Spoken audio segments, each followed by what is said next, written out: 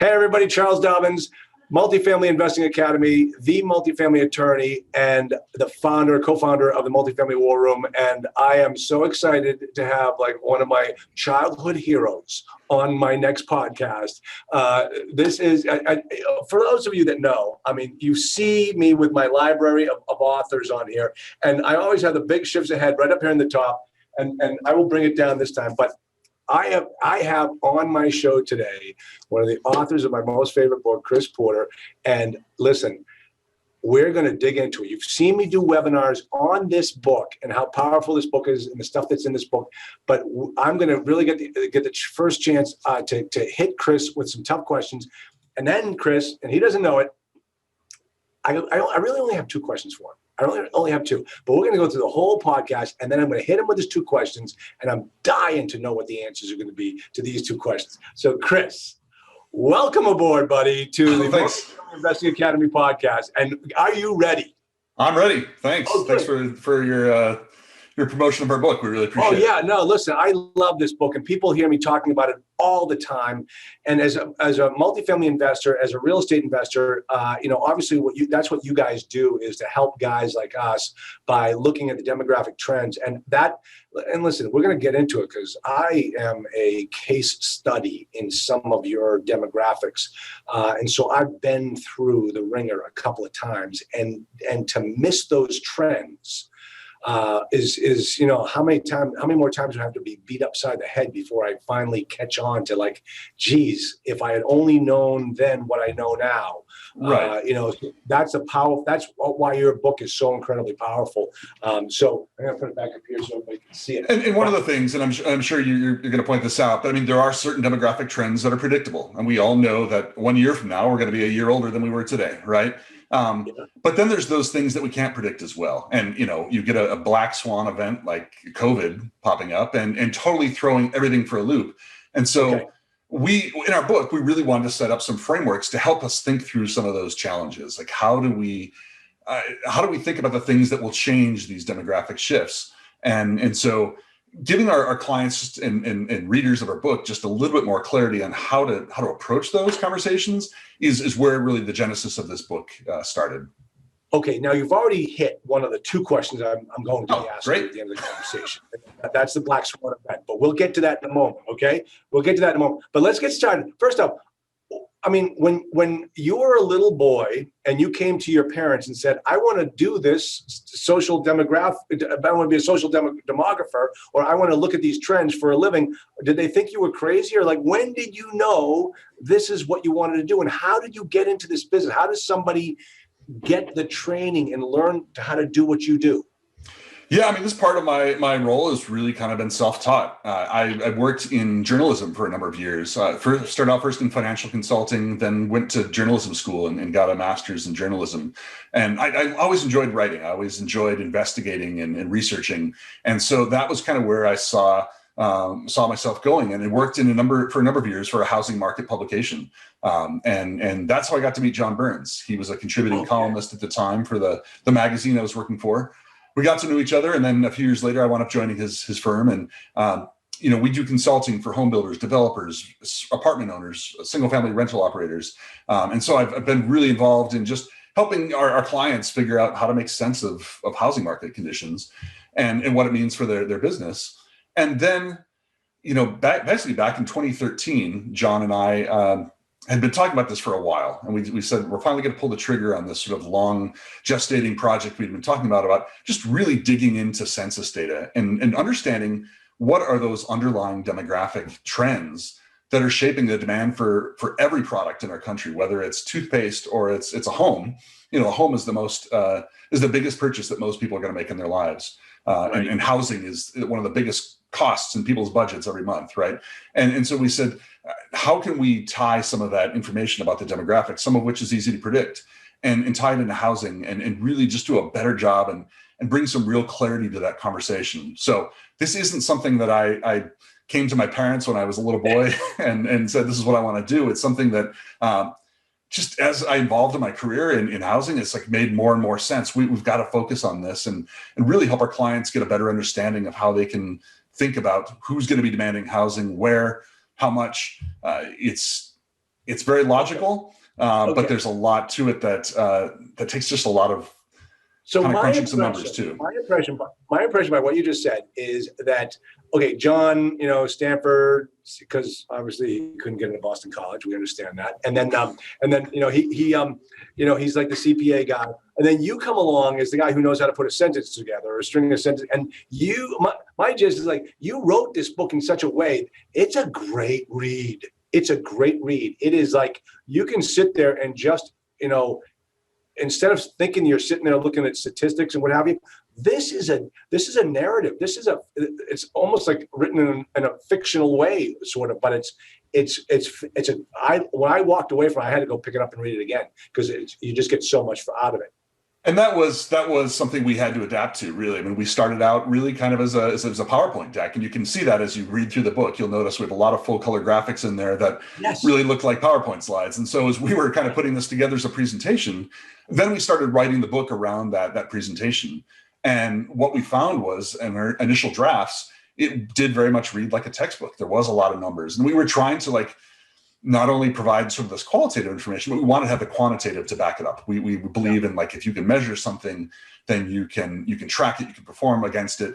And so we wanted to be able to back everything up that we said with data, but it took an editor to come and help us and figure out we've got to tell more of a story. We've got to put some faces behind some of these numbers as opposed to just quoting data at people. Great editor. Okay, so I'm gonna switch over now. For those of people that are not watching this podcast, I'm actually gonna run kind of like a little PowerPoint slide of that Chris and I are gonna walk through.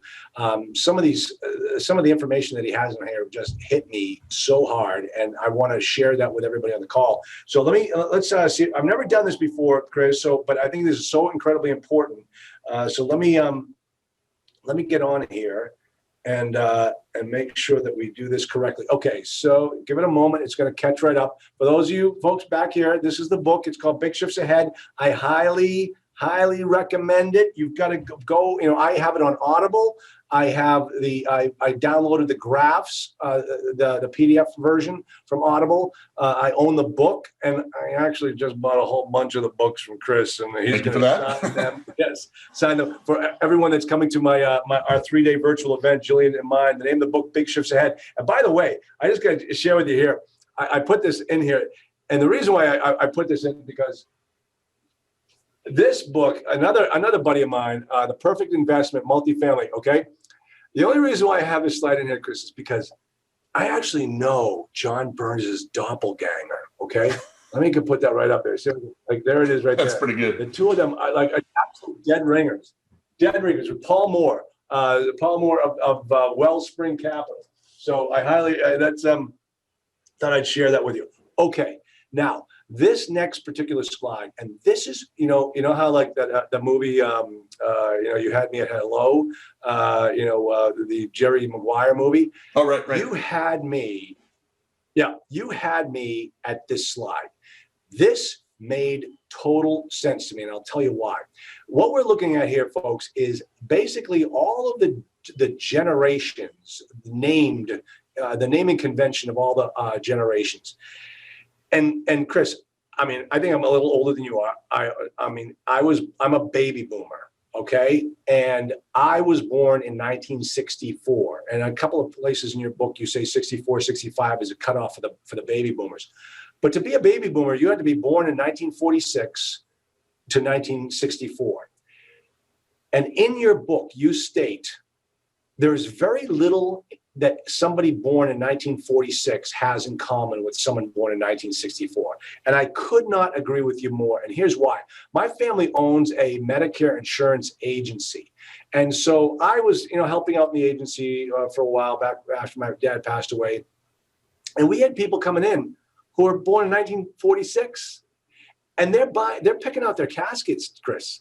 I'm still putting kids through college. And we are in the same category. We're in the same, and you're supposed to determine or determine a buying trends based upon the baby boom generation. It just didn't make any sense.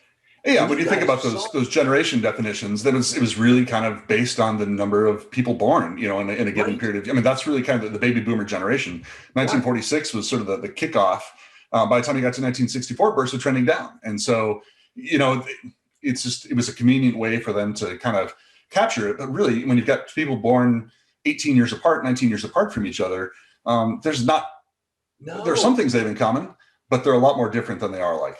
Right. But like you said in the book, the only thing they really have in common are birth rates. Right. That's it. After that, there's nothing. And here's the thing that really you guys did it differently. What you and John did, and let me ask you something, is this your idea or did you see this somewhere else? Because this is brilliant. You took those generations, you took those categories of people and you divided them by decade. And then you put one word description on each decade. And that made total sense to me. Well, it's something that John came up with. And quite frankly, we talk about decades in our everyday life, right? We talk about here's what happened in the 80s, here's what happened in the 90s. Yeah. Let's just talk about that in terms of like when we were born. And I think people really resonate well with that. And you're right, we did want to give a nickname to each generation. And we had two criteria there. One, it had to be demonstrating a shift that they led our society towards. Not that prior generations or subsequent generations didn't exhibit those same shifts or exhibit those same trends, but it was really this particular generation that we gave the name to that moved the needle, so to say. And then we also wanted the names to have a positive connotation, and so we didn't want to pick something that somebody would say, I don't want to be associated with that term. And so we wanted to have something that they'd be proud to say, I'm a sharer, I'm an innovator, I'm an achiever. And so that's really how we came up with the names. Very cool. And the other thing too, that we'll get a little bit more into this, and that really threw me for a loop, is that not only were, a decade was the viewing scope of but there were people that were born at the beginning of a decade that were much different or better off than people were born at the end of the decade. And man, when I saw that, I was like, oh, that is really true. I know you're exactly right. And we said, look, it's not going to be perfect. We looked at, maybe should we divide these into 5-year groups, and it got to be too many to juggle. So we said we're going to do 10-year groups, realizing that just as we have with the sort of more conventional generation definitions today, where some people are saying, well, am I a boomer or am I Gen X? You're always going to have people saying, well, I resonate more with the group that was born in the 80s, even though I was born in the late 70s, and vice versa. So it's not a perfect system, but I think it's a lot better way to look at things than maybe just using the standard conventional generation definitions and comparing, somebody born in 1980 and somebody born in 2000 and calling them both a millennial. Yeah. Now, what I'm going to talk about right now are some of the good things that are happening, and this isn't just specific to any particular generation or decade, category, but these are some of the changes that we've seen happen, and they are having a significant impact. And keep in mind, the reason why you guys do what you do is to help us decide what our customers are going to be doing in the future. That's the whole purpose of your company. And so, what I want to talk about right now are some of the good things that are happening, so that we can take a look at it from a consumer standpoint. Women are earning more college degrees than ever before. They're also earning more than men for the first time ever. Immigration has shifted from the poor to educated immigrants. And there's a slide in here that I'm going to show that blew me away as far as immigration goes. Young adults are now starting to receive raises. We're going to talk about that a little bit more because that's not happening to my kids, Chris. You'll have to explain that one for me. And then, of course, new technologies have reduced expenses. But these are, let me just get in here. I'm going to put this in here. But these are some of the things that are really cool that are happening in our situation. But here are some of the things that are happening that aren't so cool. And this is huge. Some of these things are really, really big. Retailers are filing bankruptcy like never before. When you think about Amazon, what Amazon is doing to Sears and Roebuck is what Sears and Roebuck did to the mom and pop shop. Mom and pop, right? Exactly. Yeah. And what goes around comes around a little bit to these things. So, that's a huge change, but you know what? There's a great opportunity behind that. New tech is rendering knowledge workers obsolete. What exactly do you mean by that? So I'm trying to think through that a little bit. I think new tech is definitely rendering some of the, some of the manufacturing jobs or some of the more blue collar jobs obsolete. You can do more manufacturing with technology doesn't require as many workers. I think maybe in that respect, things like artificial intelligence, computer learning, those types of things, that is going to create some processes, some new analysis, some new ways to look at things that might, make some of these knowledge workers obsolete. That said, I think you still want to have those people kind of overseeing the system to make sure that everything runs smoothly. So, I think there's a lot of technology that is evolving that is going to make us maybe more smarter, more efficient, but I don't think you can remove people away from the process completely.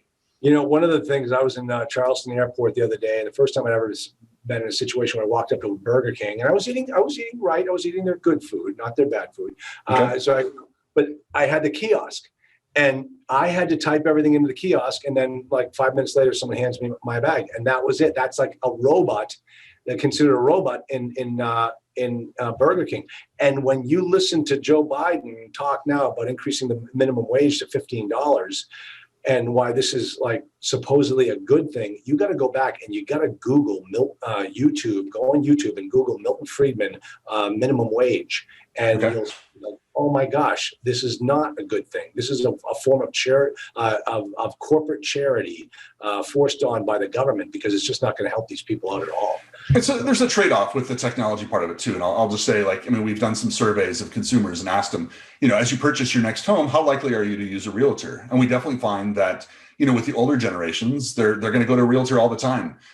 With some of the younger generations, and not everybody, but some of the younger generations are saying, look, if I could do the entire thing online, I'd be okay with that. In fact, you've seen these articles come out in the press in the last, few months, last couple of years, about people buying homes sight unseen. They've only viewed it online, and they're making offers on homes. So, I think there's pros and cons to both. Certainly, hopefully, we're making the process more efficient, going through more technology route. But some people still want that personal touch. They still want to actually interact with a person. So I don't think those jobs are going to completely go away. But are we making the process better through technology? That's my hope. Yeah, how many new places have you seen pop up where people are not even going into a dealership to buy a car? Everything is Right. done online. If you don't think it's going to happen to the real estate business, you're a fool, because it's already happening in the car business.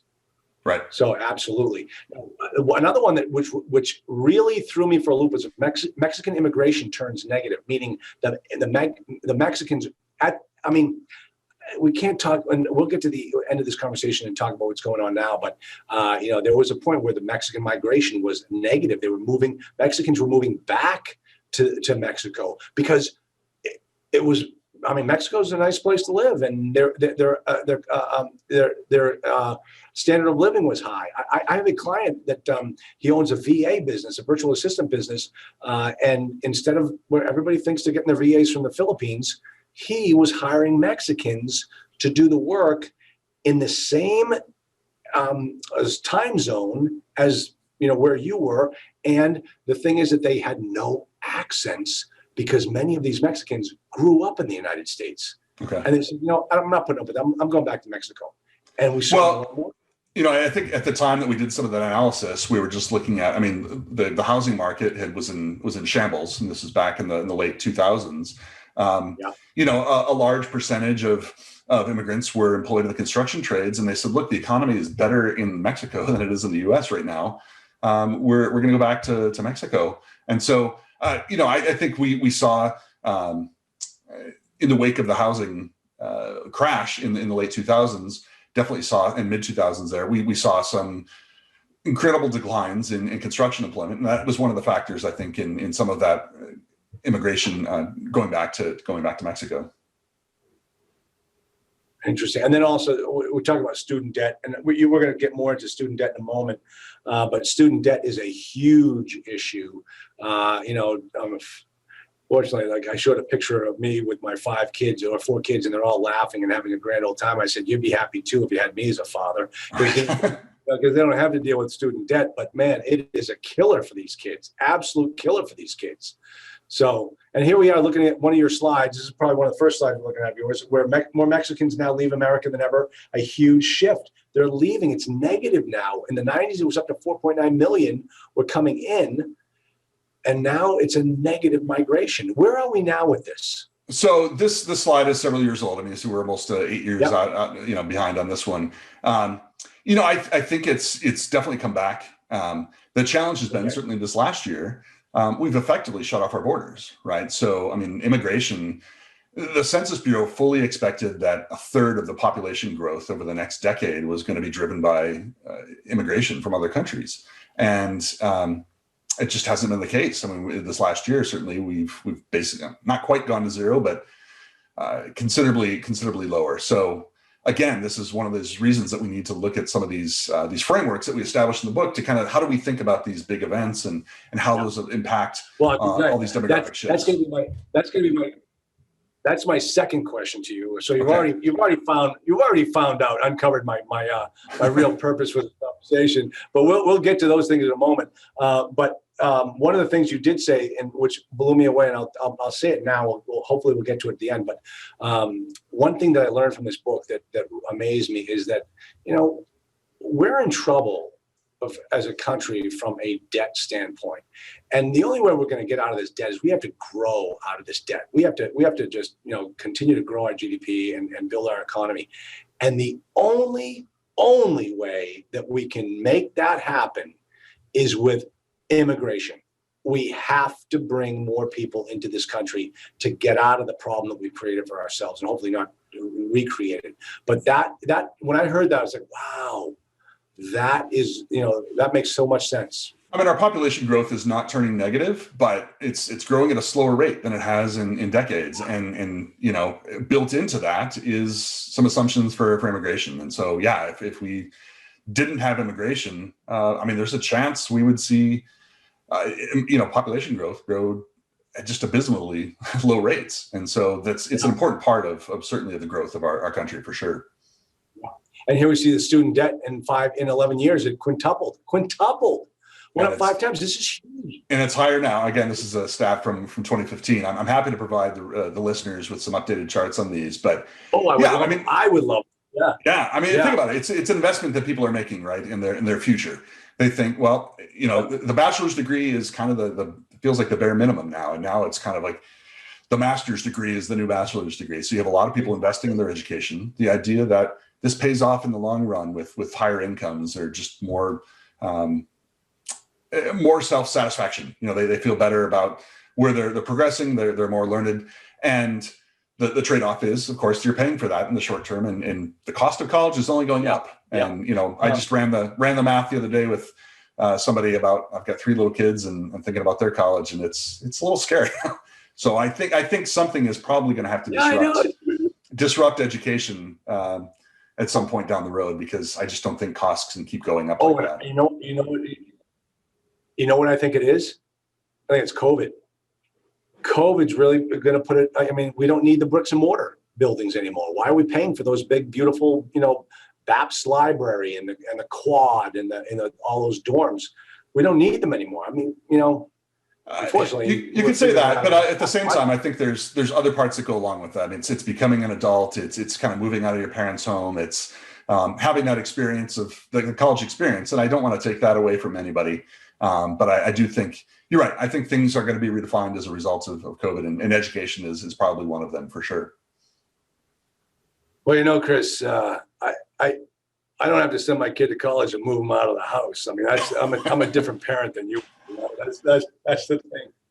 Okay, now let's start getting into. I'm going to run through a couple of highlights of these decade generations that you talked about. And then you started off the conversation with the savers, and I think before this used to be called the silent generation.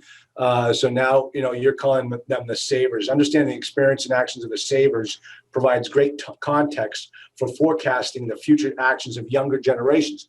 And let me explain for those people listening what Chris means by this statement. There's a generation that we are going to talk about, like in the next 60 years from our conversation today, who mimic the 1930s savers, who mimic those people who grew up in the Great Depression. And I'll tell you what I'm referencing are the people who were born in the 90s. And Chris, those are my kids. Right. And when I sat down with my kids and I read them your definition of their generation, they said you were spot on. You were spot on. So that was fascinating, absolutely fascinating. So let's talk about the 1930 savers. Now, another thing about the 1930 savers is that they were the first generation that actually had a government safety net like none other. And that has made a significant impact on their lifestyle and what they do. And that safety net, obviously, Social Security and Medicare. So go ahead, Chris. Yeah, no, you're exactly right. And they're certainly benefiting from those payments today. Concerns certainly about the future of some of those programs going forward. I mean, are we going to run out? But yeah, it made a huge difference for them in their retirement years. Yeah, and one of the things that I mean, if we keep thinking about this from a context of they are our consumers, how does that safety net change how these people live? And you touched upon it, and I think I have a slide here for it, but it was fascinating in that these people don't live with their children like they used to. They live on their own, which means we've got a whole other generation of people that need to create another household that used to be found under one household. And that is creating more of a stress on our where people live nowadays. Right, you're exactly right. I mean, it used to be the case that you would take in your elderly parents at some point, and we just saw with more, more of them were able to live independently into older age, and that was aided certainly by some of those benefits, but also. We just also look at life expectancy. I mean, people are living longer and they're able to live more independently. Yeah. We are starting to see a bit of a return to sort of more of this multi-generational living. I think it's more common now to see grandparents living with their, adult children and the grandchildren. In some cases, the children, the adult children are counting on that to help out with the grandkids. But here's the thing, this is interesting to you because and you talk about this in the book, is that the 1930 savers, their kids couldn't wait to get out of the house. Right. And now those kids who are now the elder generation, they want to stay with their kids more than ever before. So it's amazing the shift and what happened here. Now, in this one, we got the GI Bill obviously created home ownership like never before. In other words, and we're going to talk about this, is that there are certain factors that really modify these shifts. And one of the biggest factors, obviously, and we just saw in these two slides, is the government. Government programs has made these demographic shifts happen more than anything.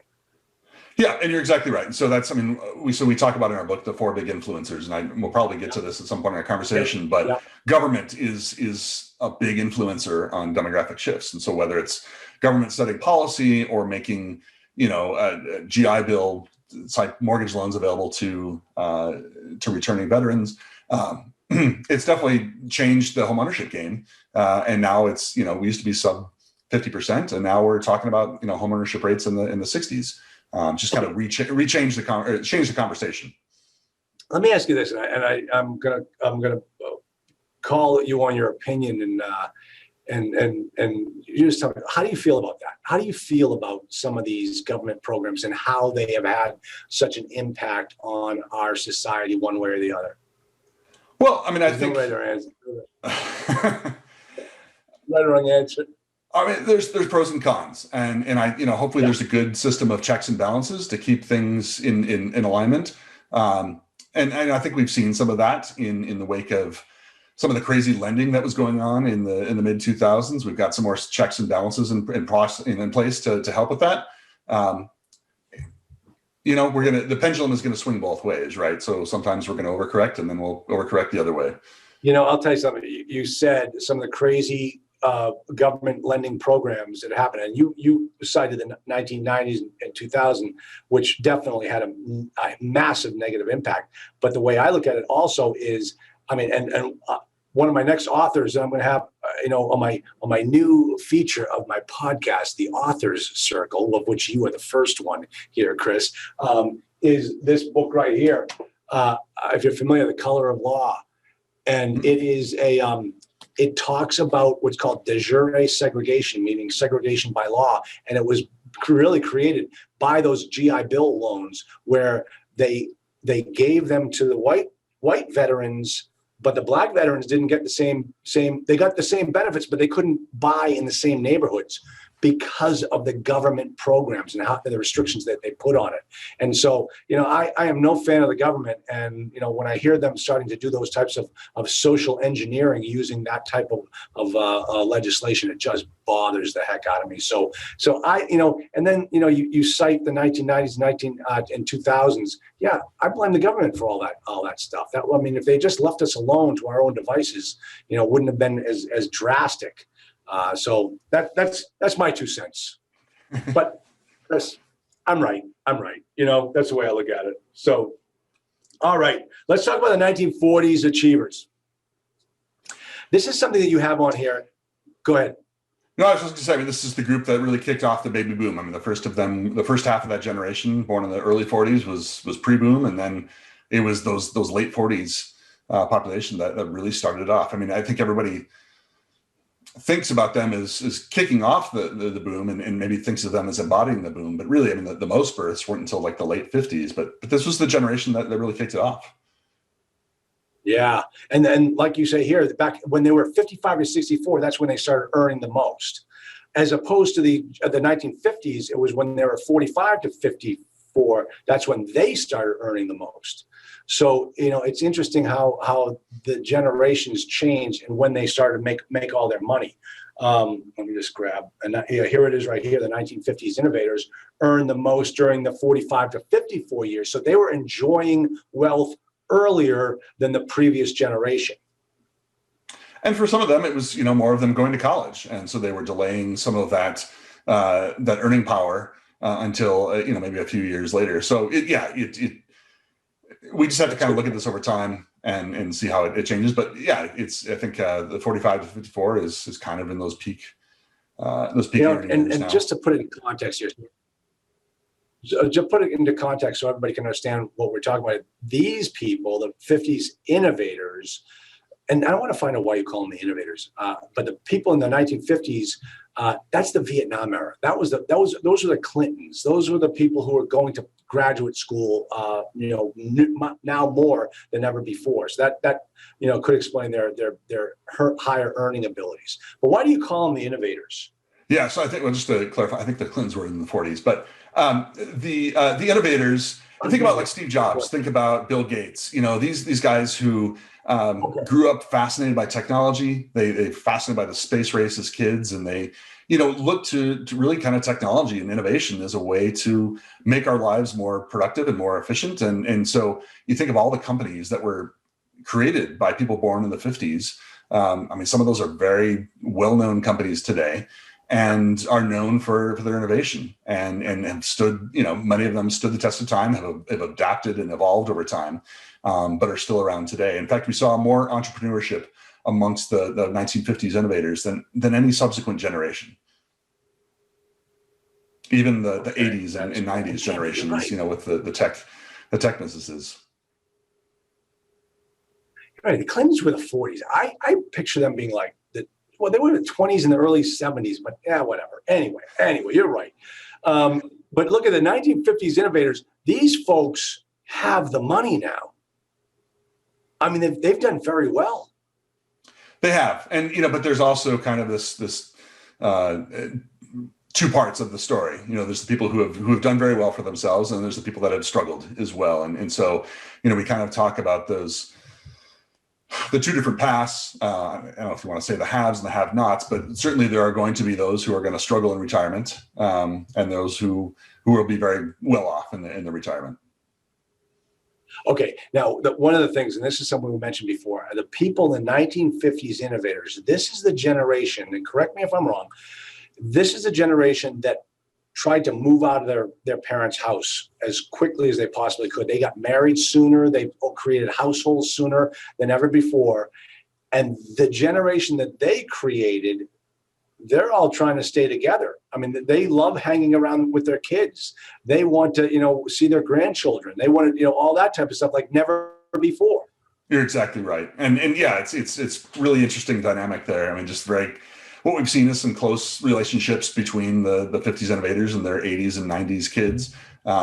And so, yeah, the 80s and 90s kids were more likely to live with their parents than, the 60s or 70s or even 50s generations in their young adult lives. Yeah, it's amazing. I mean, I always look at back, every time I think about that concept, I always think about Archie Bunker and Meathead, Right. and the two of them living together in the same household. That's the vision I have, but that's the wrong vision. That doesn't work anymore. But here we have the equalers. Now, I'm an equaler. I am an equaler. So when what you mean by that is somebody born during the 60s is their generation has really started to equal things off. It wasn't like men are better than the women, or not better, but more advanced, had more earning power and more college degrees. The 1980s, 1960s, I was saying 80s, meaning that's when I was in college, but 1980s, 60s, those people, their generations, everything started to equal off. And, we're looking here, equal women were the first to attain the same education level as men. And this is fascinating to me, but it's so accurate. It's so accurate. And we're not saying by any means that everything is equal. But what we are saying is, this was the first, and we use education as a prime example here. We started to see more of a balance of things. And again, a lot of it was done by some of the work that was, established by prior generations, the women born in the 40s and the 50s, gradually increasing their education levels over time. But it was really that first group where more women graduated from college than men was the group born in the 60s. Isn't it amazing? And you know what? It makes itself obvious today as to what, when I go back to college reunions and what have you, the women are just as successful as the men. I mean, right. They're all trying to find out, hey, what are you doing now? What are you doing now? And, it's always got a great story. But here, okay, now, Chris, this slide blew me away. And this slide is so damn accurate. And you explain this in the book. And I've lived this, and I know exactly what you're talking about. So many of my friends have lived this, that the 1960s generation have lower net worth than prior generations. For those people that are just listening and you see the slide, you might be thinking to yourself, well, why? Why? Chris, tell them why my generation is in this situation.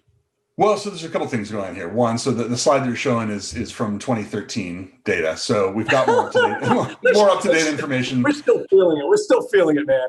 I expect that the numbers have changed a bit since then. But part of it is, so this is the second of our big influencers is the economy. And so you kind of look at what was the economy like during your working career, during your formative years and your working career, and that can have a significant impact on your earnings over the course of your lifetime. And so for us, we saw the 1950s innovators, they've just kind of, during their working years, benefited from pretty good economies. And, again, I think if we looked at this data today, it might be a little bit different story. But back when we looked at this back then, that was the story that this data was telling. Yeah, I mean, because this is my generation lived through 3 real estate cycles. Right. And I'll tell you, that my clients, people looking to buy apartments and get into that business, a lot of them feel they have to because they've lost so many years and so much net worth because of the down cycles that they got themselves caught into. And so when I saw this graph, believe me, when I put this graph up, and I have my clients, I do client phone calls. I have 50 clients on there at a particular time, and I put this particular slide up. I know that this slide is hitting some of the people on that call pretty hard because it's so true. It is so incredibly accurate. So this one was a real eye opener for me. And from now on, I just say, get off my back. I'm a 1960s equaler. Okay, now this next thing. And this is really cool. And I think I want to talk to you about this because this was another eye-opening experience for me when I was reading your book as to what the 1970s, and you cited 9/11 as being a major influence in their life and what happened to them as a result of 9/11. Talk to us about why did 9/11 change the 1970s influencers? Yeah, so I think if you think about the 70s generation, they were, sort of coming of adult age in the mid 1990s to early 2000s, and forming families, and more of this generation was educated than ever before, and more of them dual income households.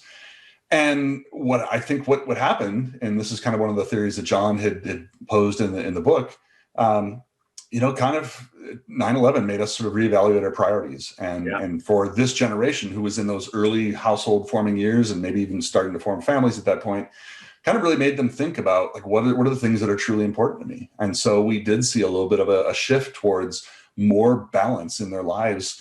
And John often talks about, well, their work and life now just seem interchangeable. It's not necessarily, you just have to.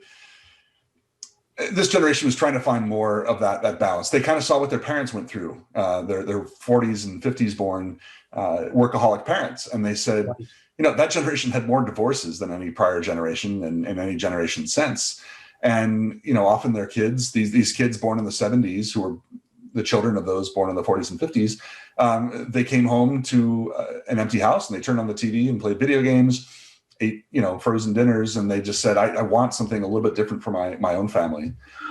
So we wanted to make sure we were clear on this. The 70s generation, which I think can get a reputation maybe as being a slacker generation, that's not the case. We said they work hard, but they also work hard to find that right balance in life that's right for them. And I think that 9/11 was kind of a formative event for them in terms of reevaluating some of those priorities. Yeah, and even and we'll see it in this next slide here. They spend twice as much time with their kids as their dads did. Right.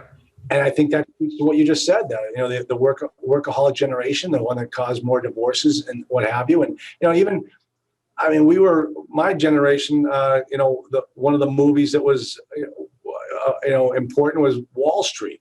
Mm-hmm. Greed is good, and type A personalities, and all this other stuff. And it's just it just doesn't have to be that way. And it took these guys to realize that. Maybe it took 9/11 to help them realize that, which is amazing. But I want to make just clear. I mean, we still say, look, they still work hard.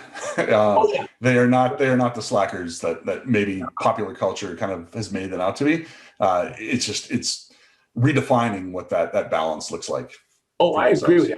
I think there's no way that my generation can call the 2000s, the 1990s slackers or anything. They're doing it in an entirely different way than we were able to do it. And let me tell you something. Bravo to them. Yep. Bravo. Geez. But here's an important thing, and this is kind of interesting here, is that the 1970s balancers have the lowest net worth in generations. But this kind of goes to the fact that they just don't feel the need to work as hard as they did. And I also think a lot of them might be changing their perspectives on credit and, suffering in credit card debt. They're being smarter with their money and they're putting the stuff away. I also think that this stat in particular is particularly skewed by the economy. And so if you look at this generation, for the people that were graduating from high school or college in the late 1990s, just as the economy was starting to tip over, and in the early 2000s, in the wake of the dot-com bust, that hurt a lot of this younger generation born in the 70s. And so I think that's a contributing factor to maybe why that net worth is lower for the 70s balancers. I think it probably looks more equal today if we were to look at them 10 years later at their 45 to 54. Okay, now I think this was the generation that I don't know if I have a slide that we're going to talk about, but let me bring it up with you now.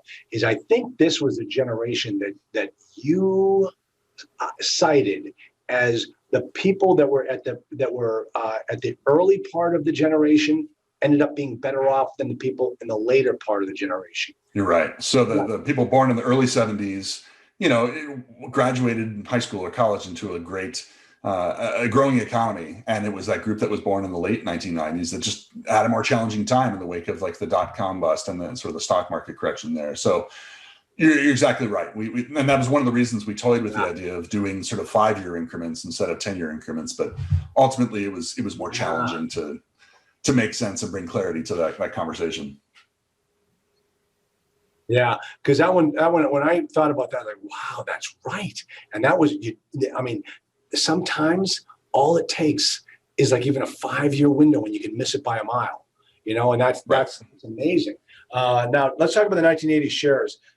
This is when we get to the 90s. So the 80s, I'm kind of at a loss for as far as what these kids did. The 90s, I'm seeing it firsthand because I have 4 kids and I know exactly what they're going through. But the people in the 1980s, they delayed marriage and children. Why? Well, so I want to make something really clear here too. And if you look at this trend, I mean, we saw this, it's a growing trend ever since, you go all the way back to the late 60s, and we saw just incrementally people were delaying getting married and having kids. So it's not something that was unique to this generation. It feels accelerated though with this generation. And part of that was they are more educated than any prior generation. I mean, so I talked about the 70s group just a few minutes ago. The 80s group even more, had even more education. And so, you think about it, I mean, they're delaying, some of these adulting milestones by another 4 years as a result of just investing more in their education. Now, it's not for everybody, but it is part of a long growing trend. So I again want to point out that it's not just this generation, but it was the first generation for which, by their late 20s, more than half of them were still single and without kids. Yeah. Interesting. Okay. Now, another thing here is this. Now we're starting to get into the information that really hits us as multifamily owners. And if you can talk about some of these numbers, and we're going to get into the people who were born in the 90s as well. There's a statistic that I'm going to show in a moment that always blows me away. You state here they expect 52% of the 80s sharer households to own real estate, to own homes in 2025, and 48% will rent. Yeah. So if you go back and look historically, I mean, you kind of look at the group, born in the 30s and the 40s and the 50s, even the 60s, they were all kind of around that 2/3 home ownership rate. What happened with the group born in the 70s in red on this slide, they kind of were, the timing was such that they actually had very high home ownership rate when they were in their late 20s compared to prior generations. But then when you go up to their mid 30s or their late 30s, they were just, a victim of the economy, of the housing market crash. This was the group that was probably taking out the loans they shouldn't have been taking out. and so they were the ones that got hit hardest when housing came crashing down. And so, as we thought about, well, what does that mean for the next generation, the group born in the 80s? It does seem like, look, they're continuing to delay adulthood. And I don't want to say delay adulthood. They're delaying some of those milestones that we typically associate with adulthood, of getting married, of having children. And often that's highly correlated with home ownership. We also just seen that with this generation, it's kind of more about the experience at a certain point in their life than it is about the possession. And so they said, I don't need to own a home at the age of 38 as much as my parents did. For me, I want to be able to experience things. Exactly. If as we go back and look at this data today, and we're a lot closer to 2025 than we were when we wrote the book and did the math, I think we've been met with two other factors. Is one, the mortgage rates have been a lot lower than anybody expected. I mean, did you think we'd be talking about mortgage rates that begin with a 2? We weren't thinking that at the time we wrote this book and did the forecasting. But then also, I think that lending policies have also gotten a bit looser. I mean, we're still got tighter lending policies than we did, at the heyday of the housing boom in the mid 2000s. But they're not necessarily as strict as we were led to believe under the Dodd-Frank rules. So I do think that if I were to look at this today, that 52% is probably not going to be 52%, especially with sub 3% mortgage rates today. And we're seeing some increased buying activity amongst this 80s group and even the 90s group as well. But it definitely is not going to be back at the 71% by people who were born in the 1940s and as they approach their 40th birthday. So, Chris, are you trying to tell me that you think the stripper now owns 6 condos again? I think you'd be having conversations today with people who are investing in housing that, it's not like the mid 2000s when your flight attendant or your, the gas station attendant was talking about flipping homes. But I do think that we're definitely seeing more investor activity today, and people thinking about the second home and renting out as an income property. Taking advantage of low rates. Did you understand my reference there, Chris? The stripper? No, I didn't. Sorry. Okay. All right. Listen, it is the most powerful scene I've ever seen in a movie. It was in the movie The Big Short, where Steve Carell is in Florida in a strip club, and he's having a conversation with a stripper, and she's telling him that I own 6 homes. I mean, everybody owns 6 homes. And that's when a light bulb went off in Steve's mind. Is like, oh my gosh, we have a huge housing problem going on. Right. And that was it. That's what I was referring to. So, all right, let's talk about these 1990s connectors, because I'll tell you, these are the people. I've got 4 examples of them at home. I got one kid who was born in 2000, and he thinks thinks that's the greatest thing in the world. We just keep telling him he was a mistake, and so let that go through. But let's talk about this for a second. And I have actually in this particular slide, I've actually pulled out 4 bullet points that you talk about in the book, and I want to kind of go through each one of them with you, because this is what I sat down with my kids and I asked them about.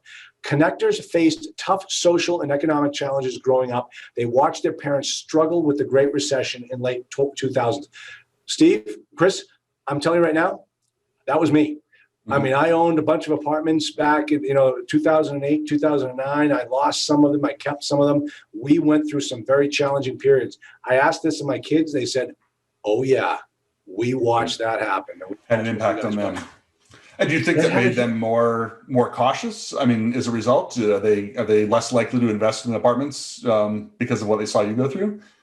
No, they're more entrepreneurial than ever before, but they're coming at it from a different perspective. And I don't know if I have the slide on here.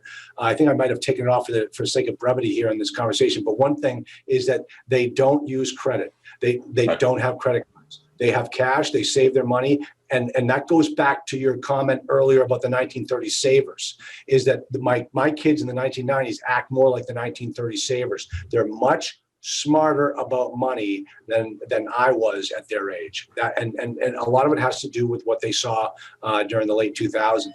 And this other thing really threw me for a loop. They said, you said my definition of family includes good friends who aren't blood relatives. I said that with all 4 of my kids around the dinner table, and they all like, yep, I'd agree with that. And it blew me away. I didn't think they would ever say anything like that, but that's the way they live. They're so connected, whether we talk about this, the world is just a smaller place for them. They're connected, to their friends in ways that my generation wasn't, and your generation wasn't, a lot of it through electronics. But then also, the world is just a smaller place for them. Like, they're connected to people around the world. And so, for better or worse, technology has kind of enabled some of that. But yeah, they definitely have close connections with friends. And you kind of talk about, you hear the terms about like the tribe and the squad and that sort of thing. Like that's, they have a group of people that they surround themselves with, and they consider that part of their family. It's amazing to me. And also the slow economy and mounting college debt is actually it's going to delay household formations and home ownership. My daughter's got college debt. Her boyfriend just went out and bought a house. He didn't go to college. He worked hard and saved his money, and now he's out there buying the home. And my daughter's, could never even think about doing that thing right now. So it's really, it does, impact some kids differently than others. And then this other slide here, Chris, totally threw me for a loop. This gets back to what we were saying about 1950s generation and the 1990s.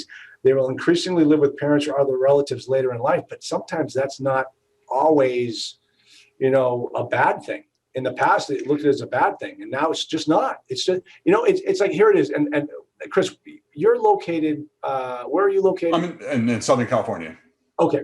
Well, out here in Boston, we had a radio show host, a guy's name is Howie Carr, and anytime somebody lived with their parents, some, 30-year-old kid lives with his parents, that was negative. That was derogatory. He would rip into that person. And you know what? Why? That might not be a bad thing. I agree. And so, we're going through this period right now where you've got more young adults living at home with their parents, and maybe they're, some of them are college students who are doing Zoom school. Yep. And some, my heart goes out to like certainly anybody who has lost their job, but then also people who are, graduating from college and find themselves in just this kind of state of not understanding or not knowing what the job prospects are like. Are companies hiring again? But my hope is that with more young adults living with their parents, they're taking that as an opportunity to save and to put some money away. Yeah. And maybe there'll be a generation of young adults who can skip renting altogether and go right into homeownership. I mean, that's not everywhere, and that's not every person that generation, but maybe more of them will be able to do that. Or maybe people are just going to be they'll be able to be more independent once they do move out. So I agree. I don't think it's necessarily a bad thing. And quite frankly, as we talked about with that sort of 1950s, 1960s group, some of the parents are encouraging that. So like, I don't know what I would do if my kids moved out. And so, I think there's a tight bond between those two generations. Let me just add a little caveat here. So COVID uprooted my whole life and all my kids. I got two still in college, two came home. One is still living at home. They lived in New York City. They now moved back. My son went to NYU, the most expensive college in the world. And, he went to Tisch. He learned production design for Broadway shows. That's what he's always wanted to do. And obviously he's got nothing going on. He's home now. Right. Okay. He's living in my big, beautiful house. And, Chris, the guy's making, probably six figures this year. You're going to die when you hear this. He's selling Pokemon cards on eBay. He's making six figures. I couldn't believe it. I could not believe it. So I don't know if you're like me. I don't know if you collected baseball cards in your youth, but boy, I was counting on baseball cards financing my retirement. And then we had all these scandals in baseball, and all those cards that I collected are worth nothing at this point.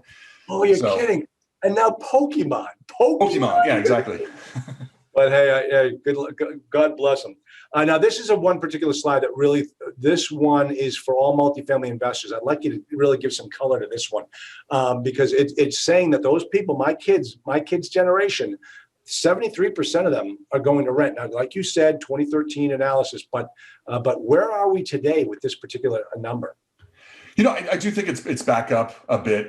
If I were to say, I've actually looked at this in a little bit, but again, I think lower mortgage rates, I think looser lending policies, we do expect that more of them are owning today, but I still don't think we're going to get back to that, 40, 45, 47% owning by their young adult years, just because it's one, housing is more expensive, and two, they've got so many more things that are competing for their dollar right now. When you think about all the subscriptions that we have, we think about education. They're every $200 that they're paying each month in student loan debt is money they don't have towards a down payment or towards their monthly mortgage payment. And so, it comes down to trade-offs. But I think for this generation, we've just said, at this point in my life, the ownership is not as important as maybe it was to my parents or grandparents. I'm kind of more about the experience. Right, exactly. And listen, there's nothing wrong with that. I mean, especially when you look at the 1980s, when you saw that creeping up. Back then we had the benefit of the mortgage deduction, and like you showed in one of your graphs, it just doesn't exist anymore. Right. Yeah, standard deductions being as high as they are, it makes more sense for people to just take the standard deduction rather than deduct their mortgage interest as part of an itemized. For some, it's not for everybody, but for some. Yeah. And so look at the economic growth has declined for each generation. This is amazing to me that since the 1930 saver, they just aren't making as much, or their dollars are not buying as much as they did before, which is amazing. And so, sure, why shouldn't their lifestyle shift happen? Right. And actually, we've looked at this. We've updated this graph since I think the version you've seen. But, actually for the group one in the 80s and the 90s, we don't show the 90s on this particular one, but they've actually benefited from a decent economy. It was still not back to 1930s savers levels or even 40s achievers levels, but we're seeing actually it was that balancers group born in the 1970s has really kind of struggled. They were just graduated into the dot-com bust, and then they had the bust of the great financial crisis. So they were kind of bookended by both of those. But actually the groups born in the 80s and the 90s are coming out a little bit ahead as opposed to the 70s balancers. Well, the 60s equalers got kicked in the teeth too by the dot-com They did. glasses. Yeah. Yeah, don't sell me short there, Chris, man. I had $1 million. I was a millionaire back then, and all of a sudden one day I was not a millionaire anymore. That was amazing. So, all right. So let's talk about. We're going to quickly go into these 4 things, and this is really interesting because you think about what makes all of those things happen, and they're basically 4 things: government, the economy, societal shifts. I've got a slide on that one which really kind of blew me away, and then just technology. And the thing about technology, I look at this, I think, wow, you guys really kind of put it out there with this technology conversation, especially about birth control and how birth control really had a massive impact on the demographics like you can't imagine. Yeah, I mean, so I don't want to focus too much on this, but I mean, the birth control became widely available. It's really a technological advancement, right? And it became widely available kind of starting in the 1960s. Well, it's you look at the graph of births in the U.S. and it's perfectly timed with that, and so you start to see this decline in births in the early 60s. And so, I mean, quite frankly, if we had fertility rates today at the same level that we were having since had in 1960, we'd be talking about 10 million births in the U.S. as opposed to 4 million. And so it's had a dramatic impact on the number of people born in the U.S. But at the same time, on the other end of the sort of the conversation is now technology is allowing more people to have kids later in life. And so you look at sort of the rise in vitro fertilization and the rise in, I think, I'm trying to think what the actual number is. I want to say 3% of births now are to women over the age of 40. And that's a growing number every year. And that's helped by technology in many cases. So it's interesting how the technology kind of plays a part in both sides of that equation. I think one of the very early reasons why your topic and what you guys do became so fascinating to me, and I've always I try to track it, was the book Freakonomics. Mm-hmm. You remember that book? There was that one chapter in Freakonomics about the reduction in the crime rate in New York City. Do you remember what they attributed it to? Birth control. Yeah, they did. That's right.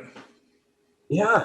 And when I saw that, I was like, how do you match that up with that? That I could not see the connection there, but I see you guys are doing the same thing. You guys are citing that as a real factor. Sure, and it's just an example of, again, all these 4 big influencers: government, economy, technology, societal shifts. They all have an impact on the way that our demographics play out in our country. Yeah. And then also, I mean, this is where we get back into immigration. And this, I don't think this chart really does service to what you guys said in the book about how the only way we are really going to solve our problem as a country is to open up legal immigration, bring in the best and the brightest from the rest of the country. Like you did say that in one particular slides, we're getting such higher quality immigrants now like we never have before. Bring them into our country because that's the only way we're going to be able to build our economy to be able to grow out of the problems we've created for ourselves with this debt. Yeah, I mean, we're just slowing the rate of growth of population in the country. I mean, we're almost seeing the working age population, which we define by 20 to 64-year-olds. It's kind of the working years of your life. I mean, it's almost going to grow at 0%. I mean, just barely positive over the next few years. And so it'll start to pick up again after that, just as the population ages. But baked into that is some immigration. So. And this right here, we talk about the economy, like you look to see those poor people born in the 80s, because of those two events, the .com and the Great Recession, they lived a life like they're, this is, and the thing about this is that as we were going through it, I don't think we really gave those people the credit that they deserve for surviving that recession like the people did during the Great Depression and how tough it was during the Great Depression. Hey, this recession was just as tough. It was, it impacted so many people in such a negative way. And, we really should give it up to the people in the 80s, born in the 80s, because they did survive the Great Recession. And now I think they're getting the credit for doing that. Okay, so let's see. Hold on. Is that? Oh, am I? Chris, I think no. Okay. A couple more slides, and then I'm going to get to my 2 questions. And I'm sorry. Listen, I so appreciate you having you on. listen, I could talk about this all day long. And, I could too. I appreciate your time. Now, this was really cool to me. And this obviously, as a lawyer, this was fascinating because I've read many of these court cases about how things happened and, same-sex marriage and interracial marriage, the Connecticut case. But it took back then, I think it was a 1960s case. Back then, it took 19 years to have that problem, that unique case and controversy, rise up to the Supreme Court for a decision. 19 years. Same-sex marriage, 2 years. I said, listen, why sit around? Why wait? Let's get this thing figured out right now. I mean, it took 14 years to get rid of prohibition. Why? It was a mistake in the second year. We all knew that. But why did it take 14 years? Why is this happening? Why are things moving so much faster in the court systems than they ever have before? Because I'll tell you something, Chris, as an attorney, one of the things they first teach you in constitutional law is this concept called stare decisis, which is absolute bunk. And what that means is that, it was already decided. That's a decided law. And you hear the Democrats say this all the time. That's decided law. Yeah. So is Plessy v. Ferguson. So is, separate but equal. That was decided law. It never should have been. It should have been overturned immediately. But it took years to get to that point. Now we're down to 2 years. Why? What's going on?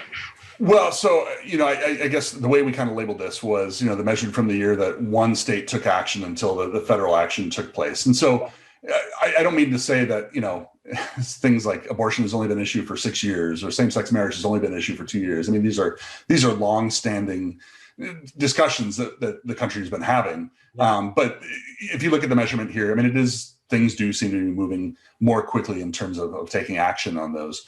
I'm sure the media influences that, just one more widespread media. Yeah. Well, and the ability to vocalize, in different ways as well. So, and more, maybe special interest groups are more vocal and influencing things, that exactly. Might be it. So, all right. Now, finally, in conclusion, this is something, and I'll touch upon some of these things, how can we use this information to develop multifamily investing game plan? You got to learn about renting in the new economy. More people, younger people, there are more older people renting than before. People are heading south in droves. I'm going to show that slide. And then we're going to talk about the suburbans. So look at it, Christy, I hope you got royalties on that word. I see you got the trademark going. So, I mean, this is, let me tell you, this slide threw me for a loop. And I'll tell you why, because people would ask me, Charlie, where's the emerging market? Where should I be buying property? Where should I be buying apartments? And I said, well, you need to go where the customers are going. And the easiest way to do that is by looking at census.gov. Find out what states are losing. The easiest way to do it is find out what states are losing congressional seats and what states are gaining congressional seats. And because the states that are losing are those losing population. And so you look at these things like the Southeast and the West, Texas, they're picking up congressmen. And the Northeast and the Midwest, they're losing congressmen. So they're losing population. But you said, no, they're not losing population. They're just not growing as fast as other areas. Right. Yeah. So we're seeing migration come out of the Northwest the Northeast and the Midwest to the South. As the aging boomer population is looking for warmer weather, they're going where the weather is warmer. But this is not to say that, the Northeast and the Midwest are going to completely disappear. No, all parts of the country are going to grow. We're just going to see more emphasis on growth in the southern states. And so, as you look all the way from the Southwest through Texas and the Southeast and Florida, I mean, that's about 44% of households today, but we were basically expecting 62% of the growth over the next decade to occur in those states. So it's a combination of multiple factors. It's the warmer weather, especially for some of the older population that wants that in their retirement years. It's a combination of business-friendly climates that have, been business-friendly environments, I should say, that have been set up to lure businesses to come to these states. And affordability also plays into it as well. I mean, the cost of living is, it's cheaper in Texas than it is in California. generally speaking. And so I think that's one of the reasons you see a lot of people, a lot of my peers leaving Southern California and going to Texas, going to the Carolinas. And I'll tell you, just for the record, this morning, when I wake up, I say, hey, Siri, what's the temperature outside? And she's about to tell me right now.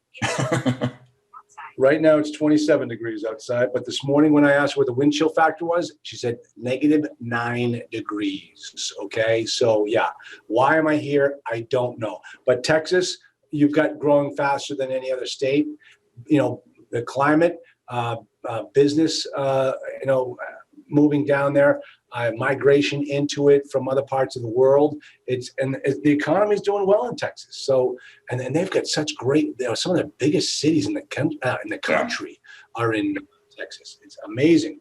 And this was a cool slide here too, that 48%, half of all immigration ends up in 4 states. 4 states. And we always knew New York, and California, but Florida and Texas, that's new. That's interesting to see those foreigners coming into those 2 states. Yeah, some of you think, California has grown slower, certainly this last year, and it's partially driven by just less immigration into the country, and I think you see that in New York as well. Yeah. Okay, so let's go. I'm going to jump through here. The north grows. The South grows while the North slows. We discussed that. The South will capture 7.8 million of the 12.5 million households. Okay, so let's talk about this. I don't know if you remember the movie, the Mike Myers movie about the something of love. Was that everything was TM? We go suburban TM or suburban TM. So This is your term. Okay. Tell me about suburban. Give me an example. Like you're in Southern California, I'm out here by Boston, but give me an example of a suburban area. Sure. So suburban, the idea was that you've got suburban areas that, are traditionally suburban, not necessarily a major job center, but there's demand for more urban-like conveniences. So I think about people who, maybe lived in a big city in their 20s, and as they start to get married and have kids and move out to the suburbs for schools or for affordability, for space, they say, we like the suburbs for all those reasons, but we also want some of those same conveniences that we had when we were living in the city. And so, you've got some walkability, you've got a vibrant restaurant and retail scenes, and we kind of talk about it.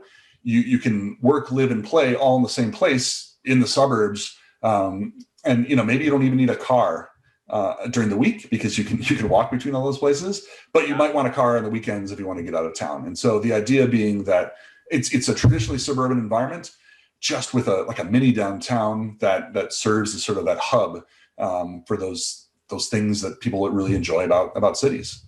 And it's amazing. My sister, 55 years old or so, she says, I'm houseless but not homeless, and she lives in the Seaport district of Boston. She doesn't own a car, doesn't want a car, doesn't own a home, beautiful apartment, and that's the lifestyle she wants to live. It's granted that is urban, but she's got an enclave right there within the city that she has everything she needs right there. That didn't exist 10 years ago, did not exist 10 years ago. Right. So yeah, that's amazing. So, all right, good. Now, Chris, I'm going to ask you, I'm going to stop my share here, and we're going to ask you the two parting questions, all right? Okay. And here we go. Number one is, you wrote this book to talk about the shifts from 2015 to 2025. It has just turned 2021. How'd you do? And what factors have, without getting into like COVID yet, what are some of the things that but you already talked about the interest rate drop. What did you do right? What did you do wrong in your analysis? Yeah, so I think certainly the suburban migration, we called for it back then. It came to play out even before COVID. It was playing out just as we were calling for it. More growth in the suburbs. The cities are still growing, but they're just not growing as fast as maybe they had been kind of that early 2010 to 2015 period. Yeah. So I think we kind of nailed that.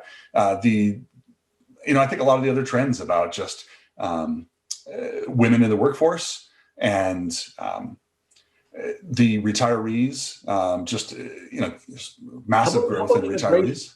Immigration. Obviously went through the Trump administration during the time that before you even wrote, after you wrote this book. How has the immigration changed? Yeah, so that was pretty interesting. So up until, we saw immigration rising up until about 2016. We had 1 million plus net immigrants coming to the country every year. And then we did see for 4 years straight, we saw immigration declining. So we were basically, I've done the math and kind of figured out what 2020 would look like. The census hasn't actually released the numbers on that yet, but we're talking about 500,000 net immigrants in 2020, and that's including those first 3 months of before COVID.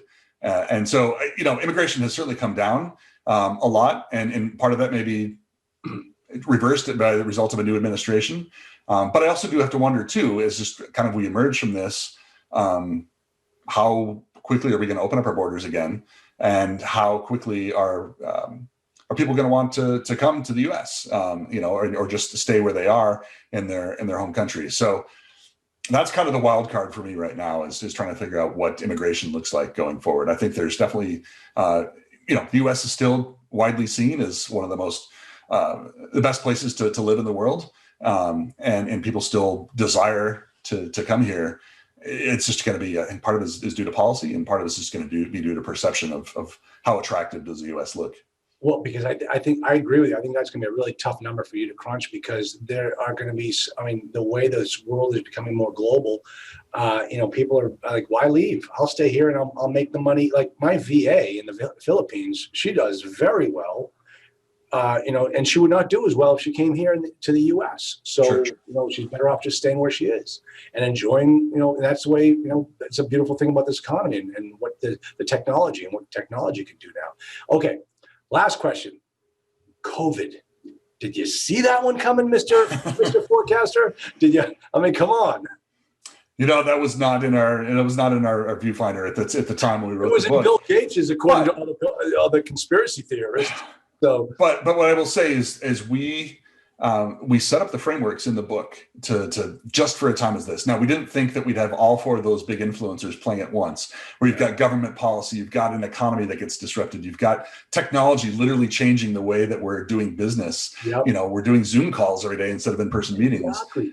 And then massive societal shifts as a result of this. So the way that I think about this, and this is something we've kind of developed as a company, post-book and kind of in the wake of COVID, is thinking about what were the trends that were already going on prior to COVID. And then think about the behaviors that were forming during this time, and whether those behaviors are accelerating or decelerating those trends that were already happening. And then how do we make conclusions about the future? And so I think that's really important to look at. And so I'll take the suburban migration as an example. We were already calling for, and we were seeing that show up in the numbers, the people moving to the suburbs. It was really the population was aging. They were getting into those family formation years, a big wave of young adults saying, I'm going to have kids, I'm going to get married. We want to move to the suburbs for affordability. We want to move there for good schools. We want to move there for just more space. So that was already happening, but that got accelerated by COVID. Now, do I think it's going to come back? I don't think cities are going away. I think people are still going to desire to go, to live in the cities, especially young adults.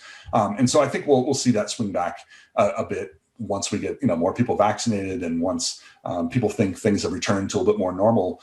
But I think that's the right way to look at this, is think about what was already happening and how does this change things. And I'll take retirement for another example. We're already going to see this massive wave of retirees as the peak number of boomers was starting to approach retirement age. The peak year, I think, was 1959 was the peak year of births in the US. And so they're not yet 65.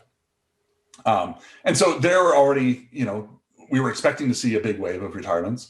And then, COVID kind of disrupted things and said, there are a number of people that said, look, I'm done. I'm ready to be done. I was going to retire 2 years from now. I'm going to retire now. And so they have left the workforce. And so, I think that's the right lens to look through this, and think about what does the future look like? Well, what was already happening, and how are the behaviors that were forming during this time either accelerating or decelerating those trends? Very cool.